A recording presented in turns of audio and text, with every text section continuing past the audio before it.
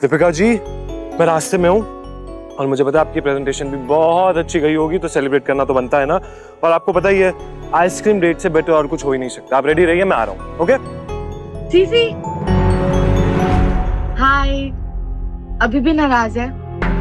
तू अब आ रही है? तेरी टाइमिंग्स मुझे तो समझ में नहीं आती हैं। मेरी टाइमिंग्स बिल्कुल परफेक्ट है। आज नहीं तो कल तुझे समझ में आ जाएगी। पर तू कुछ जल्दी नहीं वापस जा रहा? दीपिका जी से मिलने जा रहा हूँ। वो तो मैं तुझे देख के ही समझ गई थी। पर वो सिद्धार्थ। What? क्या कहा तूने? कुछ नहीं यार, लेट्स नॉट कॉम्प्लिकेट थिंग्स। मेरे पेशेंट्स वेट कर रहे होंगे। रुक जा मिश। तेरी आधी बात बोल के निकल जाने की आदत ना बहुत इरिटेटिंग लगती है मुझे। पूरी बात बोल। वो तो दीपिका को लेकर इतना सेंसिटिव है, इसलिए मैं तुझे कुछ नहीं बता रही थी। लेकिन अब तो मुझे ऐसे बोल रहा है। वो ओके फाइन। दीपिका और सिद्धार्थ को मैंने बिजनेस पार्क में देखा। ऑफ कोर्स किसी काम से मिल रहे होंगे, पर दीपिका ने तो तुझे बताया होगा ना कि वो सिद्धार्थ से मिलने जा रही है।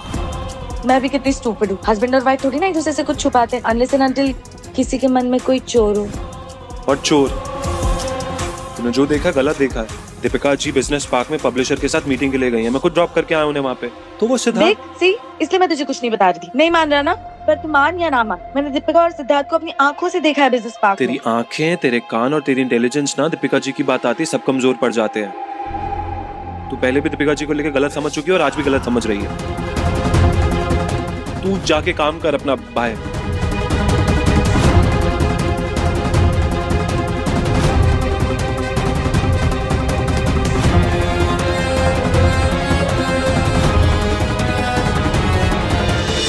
मुझे बार बार तुम में अपनी बहन ज्योति की झलक दिखती है।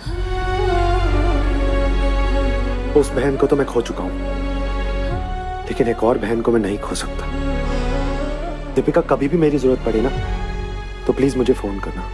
जरूर करूंगी सिद्धार्थ भैया। इतने सालों बाद मुझे किसी ने भैया कहा है। और इतने सालों से आपकी ये जो कलाई सुनी पड़ी है, अगले साल से हर रक्षाबंधन पे मैं आपको राखी जरूर बांधूंगी।